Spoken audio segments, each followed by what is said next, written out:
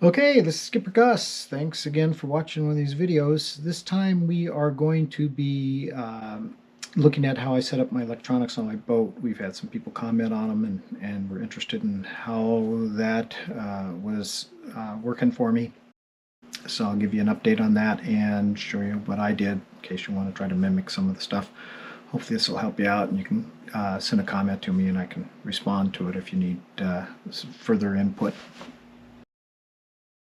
So the genesis of all this was got tired of looking back and forth to sea between my pole and the fish finder, so moved the electronics to the transom, had the fish finders there, and really helps in responding quickly, especially the way we're fishing. We've got the controls for the throttle and the controls for steering are all remote with us, so we can face backwards and hopefully not run into anything, but be able to see the poles and run the gear. So if you can see a fish as an arch on your fish finder, then at 1.9 miles an hour, you got 100 feet back, say, as a setback.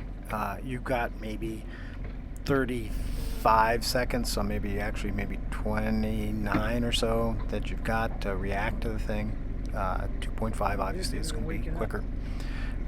So being able to see it and react more prudently is certainly a big impetus for getting the sonar where you're looking back anyway and you can see it. And then of course it responds into the electronics pretty fast, so that's really not a consideration. But it makes it more fun, and you can pay more attention to the gear. That's why we did it. And then of course it got more complex as it went along, because that's the way I am. So basically, what I've got is a system where I've got the usual stuff at the helm. I've got a Lowrance unit that has about a 7-inch screen, 9-inch screen there that is used while I'm piloting around. It has the depth to it and has all the fancy stuff, the side image, the down image, and all of the bells and whistles with that. And then I also have a Hummingbird unit next to that, which is mainly my navigation unit. So I've got my mapping on that, and then I have a screen that would go for if I have radar going, and they could work in tandem. So I can see what I'm going, where I'm going, and what I'm running into in the fog. And on the port side forward, I've got a old school Lowrance HDS1, the original scopes that came out from them, which are no longer supported but are incredibly cheap to pick up. You can get them used for maybe $300-400. So that's my predominant model. You'll never get it repaired, but you can get a new one, or not a new one, a replacement one pretty easily. And then on the back, then I'm going with the same HDS1 Lowrance units, which can be networked through a separate networking unit that they had back in the vintage days when that stuff first came out. So those are all networked together. And that second head unit in the back I use for mapping more than anything else. Now the other hard part is trying to fit all this, all these different transducers on your boat. Now that's can be problematic.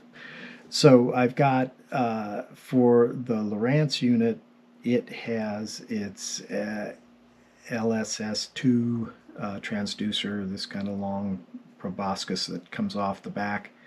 And then I have a separate transducer, that's the Airmar, that's next to it.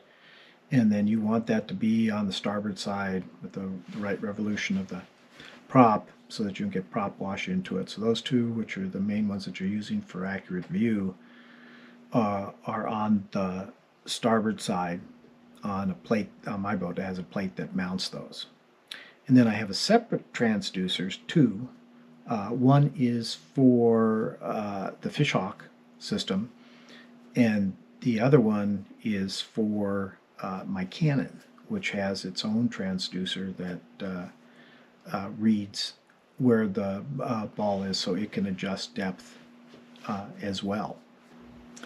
So the main point here is that I've got 4 different transducers, and so I've got these units that do not want to have crosstalk.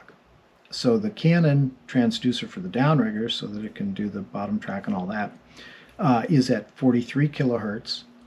Then we step over, and for the Fishhawk, it's running 70 kilohertz, so they don't talk to each other. And then the Lowrance then is using 455 to 800 and a chirp, and so that would be for the front unit.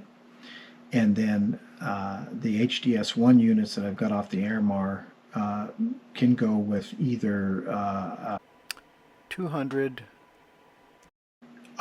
or a 50, and most of the time I'm running it at 50 to get as tight a returns as I can off that. Follow the accuracy that's directly underneath the boat, and I can look at the other units for what's away from me that I might want to go over and try to target. And then there's the physical attachment. These units are pretty heavy. The HDS1 units are for sure, and then you're bouncing around on a boat, so you want to make sure that you use a little heavier bracket. I'm using the Ram Mount product, and using the D size. They're like 2 1/4 inch balls on it. It's like having a trailer hitch. But when you're on the seas and it's rough, it makes it's worth the investment to have a little bit more surface area there on the grip. And then I just used a bracket. I've got the offshore on my boat, so I put a bracket in the back on the transom, and that keeps it away from that live well opening up. That works out pretty well for me. The Ram mount systems have a special bracket for electronics, so that's easy to mate into the other bracket for the unit. So that all goes together pretty easily. So that's the basics of it. I'm sure if some of you want more detail and want some better feedback on this, I can give it to you if you want to just comment to me, and I'll try to get back to you on it as quick as I can. Not everybody wants to get this complicated. It's just me, German.